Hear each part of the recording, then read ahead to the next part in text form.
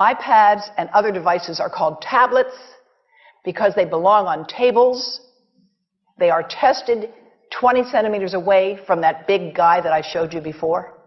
20 centimeters away. They are not approved to be held in the laps of little children, although millions of kids are having them now in schools because the people involved in educational technology and those involved in public health research are not talking to one another.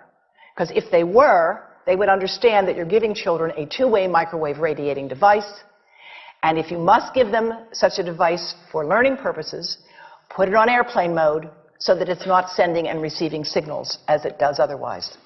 Now, this is some new modeling, again, that we've developed with colleagues in Brazil, and we can share with you how we've done it. We first start out with the MRI and create the model with 1 millimeter voxels, and this is quite a bit of work goes into creating this, and here is what it looks like after a period of 6 minutes. And that's really not as bad as it might look because you see the red area only gets partway through the eye of the adult, right? The one that we're really concerned about is this one with the young child.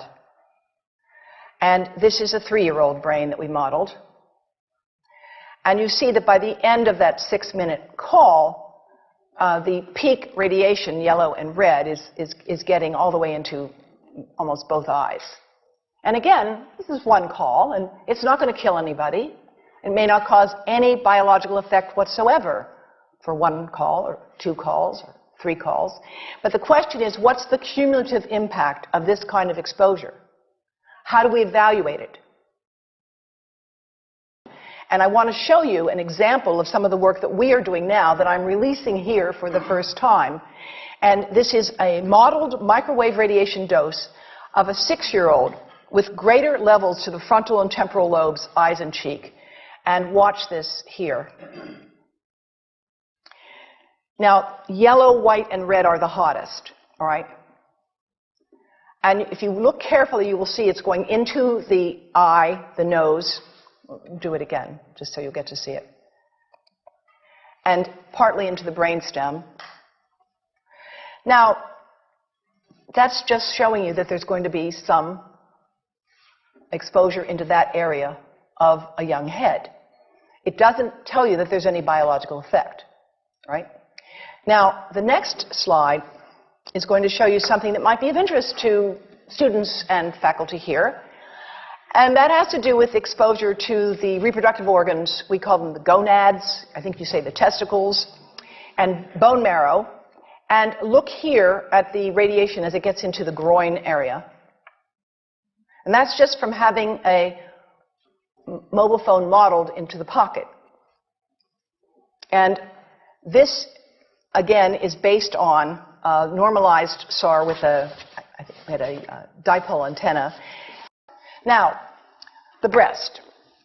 The breast is mostly fat, contains a lot of fluid. Things that contain fat and fluid cook faster in the microwave oven.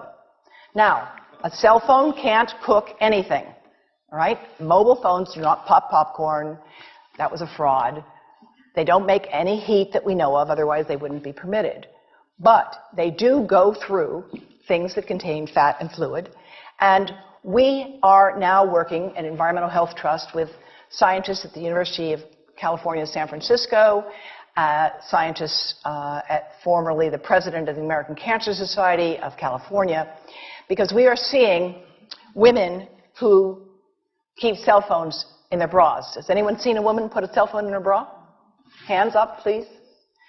Please tell them you've heard now why they shouldn't do that. And here I want to show you our first case report from 2009, and we now have many more. This was a Chinese-American woman who used her cell phone 4 hours a day in her bra for 10 years while she was driving. Now, and you drive with a phone on your body.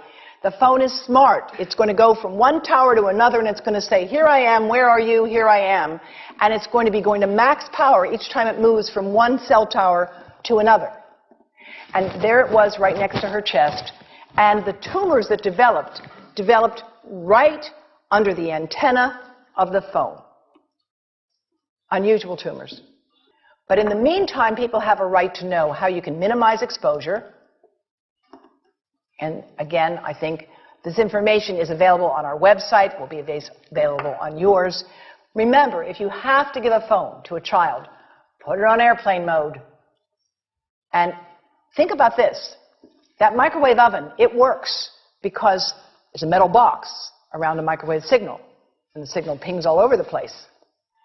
Next time you get into an elevator or a train for any length of time, put your phone on airplane mode. Otherwise, that signal is going all over the place, magnifying and coming back. Keep the mobile phone away from you when it's on and you are asleep. Now, it takes a village to do a lot of things. These are some of the people whose materials I've used today with their permission, and I can't read this list to you, but I want you to know that I feel really honored to be working with some of the most talented people in the world on this issue. And they have given me permission to share these materials with you. And I leave you with this thought from Albert Einstein. The world is not dangerous because of those who do harm, but because of those who look at it without doing anything. So, thank you.